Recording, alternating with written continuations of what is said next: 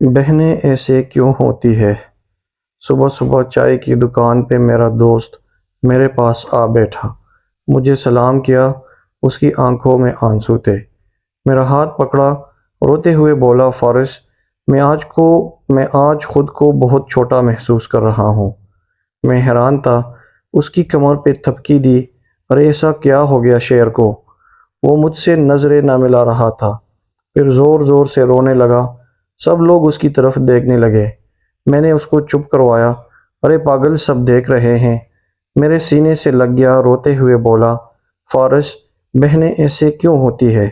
میں سوچ میں گم۔ کیا ہو گیا تم کو؟ ایسا کیوں بول رہے ہو؟ کہنے لگا، فارس، پتہ ہے، بہن کی شادی کو 6 سال ہو گئے ہیں۔ میں کبھی اس کے گھر نہیں گیا، عید پہ، شب برات پہ، کبھی بھی۔ ابو یا امی جاتے ہیں۔ میری بیوی ایک دن مجھے کہنے لگی، آپ کی بہن جب بھی آتی ہے اس کے بچے گھر کا حال بگاڑ کر رکھ دیتے ہیں، خرچ ڈبل ہو جاتا ہے، اور تمہاری ماں ہم سے چپ چھپا کر کبھی اس کو صابن کی پیٹی دیتی ہے، کبھی کپڑے، کبھی صرف کے ڈبے، اور کبھی کبھی تو چاول کا تھیلا بھر دیتی ہے۔ اپنی ماں کو بولو یہ ہمارا گھر ہے، کوئی خیرات سینٹر نہیں۔ فارس، مجھے بہت غصہ آیا۔ میں مشکل سے خرچ پورا کر رہا ہوں اور ماں سب کچھ بہن کو دے دیتی ہے۔ بہن ایک دن گھر آئی ہوئی تھی، اس کے بیٹے نے ٹی وی کا ریموٹ توڑ دیا۔ میں ماں سے غصے میں کہہ رہا تھا، ماں بہن کو بولو یہاں عید پہ آیا کرے بس، اور یہ جو آپ صابن، سرف اور چاول کا تھیلا بھر کر دیتی ہے نا، اس کو بند کرے سب۔ ماں چپ رہی، لیکن بہن نے ساری باتیں سن لی تھی۔ میری بہن کچھ نہ بولی۔ 4 بج رہے تھے، اپنے بچوں کو تیار کیا اور کہنے لگی، بھائی مجھے بس سٹاپ تک چھوڑاؤ۔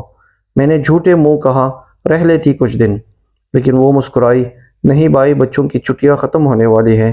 پھر جب ہم دونوں بھائیوں میں زمین کا بٹوارا ہو رہا تھا تو میں نے صاف انکار کیا، بھائی میں اپنی زمین سے بہن کو حصہ نہیں دوں گا۔ بہن سامنے بیٹھی تھی، وہ خاموش تھی، کچھ نہ بولی۔ ماں نے کہا، بیٹی کا بھی حق بنتا ہے، لیکن میں نے گالی دے کر کہا، کچھ بھی ہو جائے میں بہن کو حصہ نہیں دوں گا۔ میری بیوی بھی بہن کو برا بھلا کہنے لگی، وہ بیچاری خاموش تھی۔ فارس، میں نے کافی عرصے سے کام کاج نہیں کیا۔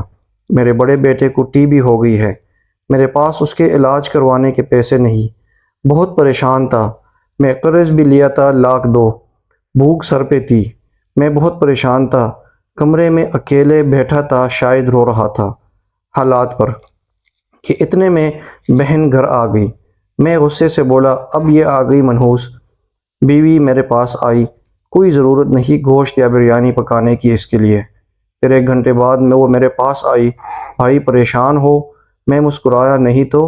بہن نے میرے سر پہ ہاتھ پھیرا، بڑی بہن ہو تمہاری، گود میں کھیلتے رہے ہو، اب دیکھو مجھ سے بڑے لگتے ہو۔ پھر میرے قریب ہوئی، اپنے پرس سے سونے کے کنگن نکالے، میرے ہاتھ میں رکھے، آہستہ سے بولی، پاگل تو ایویں پریشان ہوتا ہے؟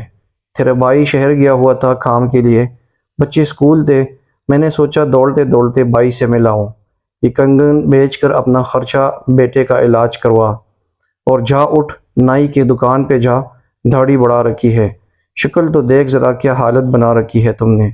میں خاموش تھا، بہن کی طرف دیکھے جا رہا تھا۔ وہ آہستہ سے بولی، کسی کو نہ بتانا کنگن کے بارے میں تم، میری قسم۔ میرے ماتھے پہ بوسہ کیا اور 1,000 روپیہ مجھے دیا، جو 100 اور 50 کے نوٹ تھے، پرانے سے تھے، شاید یہ اس کی جمع پونجی تھی، پتہ نہیں کس ارمان کا گلا گھونٹ کر لائی تھی۔ میرے جیب میں ڈال کر بولی، بچوں کو گوشت لا دینا، پریشان نہ ہوا کر، میرے بھائی کو کوئی کام ملے گا نا تو آؤں گی پھر۔ جلدی سے اپنا ہاتھ میرے سر پر رکھا، دیکھ اتنے بال سفید ہو گئے، اب بازار جاؤ اور داڑھی منڈوا کر آؤ۔ وہ جلدی سے جانے لگی۔ اس کے پیروں کی طرف میں نے دیکھا، ٹوٹی ہوئی جوتی پہنی تھی، پرانا سا دوپٹہ اوڑھا ہوا تھا، جب بھی آتی تھی وہی دوپٹہ اوڑھ کر آتی۔ فارس، بہن کی اس محبت میں مر گیا تھا۔ ہم بھائی کتنے مطلب پرست ہوتے ہیں، بہنوں کو پل بھر میں بیگانہ کر دیتے ہیں، اور بہنیں بھائیوں کا ذرا سا دکھ برداشت نہیں کر سکتی۔ وہ ہاتھ میں کنگن پکڑے زور زور سے رو رہا تھا، اس کے ساتھ میری آنکھیں بھی نم تھی۔ اپنے گھر میں خدا جانے کتنے دکھ سہ رہی ہوتی ہے، کچھ لمحے بہنوں کے پاس بیٹھ کر حال پوچھ دیا کرے، شاید کہ ان کے چہرے پہ کچھ لمحوں کے لیے ایک سکون آ جائے۔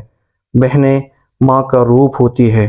اللہ ہمیں توفیق دے کہ تاکہ بہنوں کی عزت کرے۔ آمین۔